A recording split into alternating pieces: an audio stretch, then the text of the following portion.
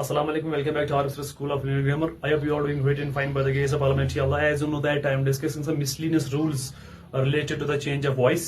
I hope आपने कल का वीडियो देखा होगा और आपने इसको अंडरस्टैंड भी किया होगा और एंजॉय भी किया होगा। आज और एक वीडियो आपके सामने हम प्रेजेंट कर रहे हैं। I hope you will enjoy this video also. So let's get started. यहाँ पे लिखा है मैंने कुछ रूल ऑफ इंपेरेटिव सेंटेंस। ये थोड़ा सा एक कंसेप्ट यहाँ पे हमने जो भी पढ़े, जो मैंने सेंटेंस आपको डिस्कस किए अंडर ईच टेंस मैंने डिस्कस किए थे, वो सारे असर्टिव टाइप सेंटेंस थे। लेकिन यहाँ पे इंपेरेटिव की बात आ रही है। इंपेरेटिव सेंटेंस अगर जो बेसिक्स हमने पढ़े थे ग्रामर के, मैंने आपको ग्रामर में जो टाइप्स ऑफ सेंटेंस मैंने पढ़ा थे, इंपेरेटिव ऐसे सेंटेंस जो बेसिकली हम क्या एक्सप्रेस करते हैं, जो रिक्वेस्ट, एडवाइस, ऑर्डर, कमांड, ठीक है, सजेशन को पेश कर रहा है। और उसी कंस्ट्रक्शन जो है वो थोड़ी सी डिफरेंट है कंस्ट्रक्शन।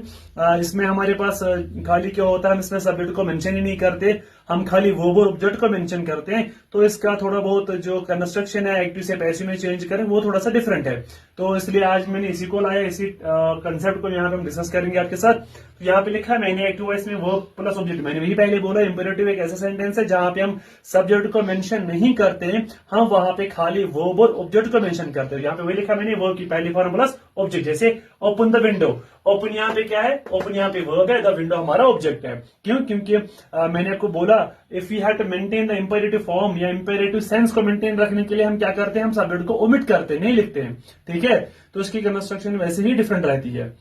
जैसे अगर पैसिव में चेंज करेंगे, दो तरीके चेंज करने के। एक होगा you are requested, ordered, advised to plus verb की पहली फॉर्म प्लस ऑब्जेक्ट, ठीक है, ये इसकी एक है।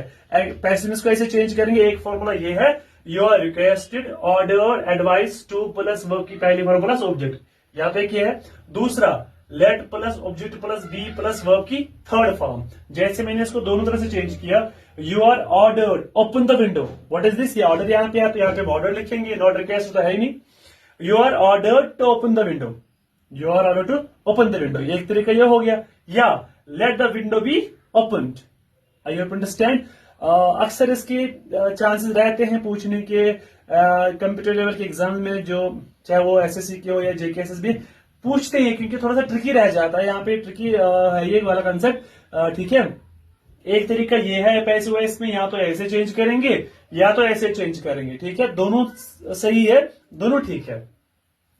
अब क्या है, एक नोट यहाँ पे मैंने लिखा हुआ है, वेरी इंपॉर्टेंट है, वेरी वेरी इंपॉर्टेंट, याद रख लीजिए, बी अटेंटिव। ऑल द इंपेरेटिव्स, जितने भी इंपेरेटिव्स है सेंटेंस, चाहे वो ऑर्डर की बात कर रहे हैं, सजेशन की बात कर रहे हैं, कमांड की बात कर रहे हैं, एडवाइस की बात कर रहे हैं, एक्सेप्ट रिक्वेस्ट, मैंने इसको यहाँ पे ये किया हुआ है सर्कल, रिक्वेस्ट के बगैर use let in passive voice. Request के बगैर हम क्या करते हैं, हम लेट का इस्तेमाल करते हैं पैसिव वॉइस में। जितने भी इंपेरेटिव्स होंगे, चाहे वो एक्सप्रेस कर रहा होगा order, command, advice, suggestion, better हम यूज करेंगे let in the passive voice.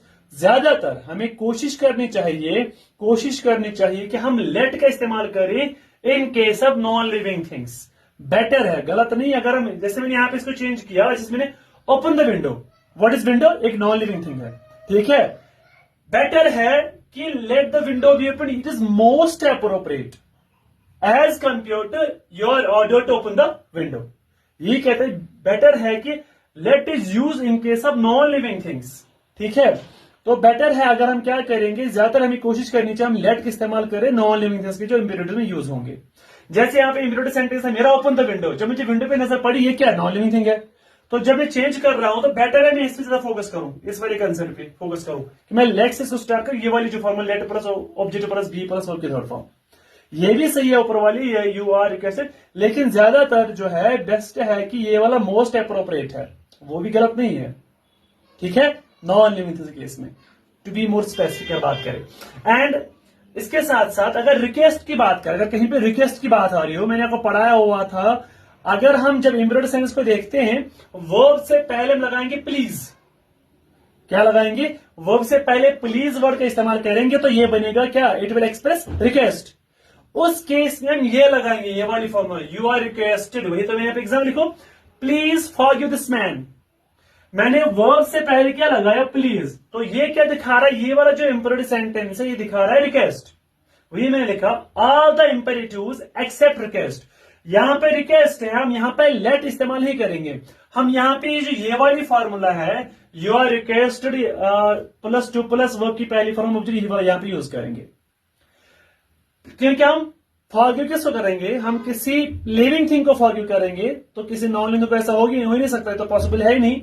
तो you are requested to forgive this man, ठीक है, you are requested to forgive this man. आप देखो मैंने ये वाली फॉर्मूला यूज की, you are requested to plus verb की पहली फॉर्म प्लस ऑब्जेक्ट, क्योंकि तो मैंने लिखा you are requested to forgive this man.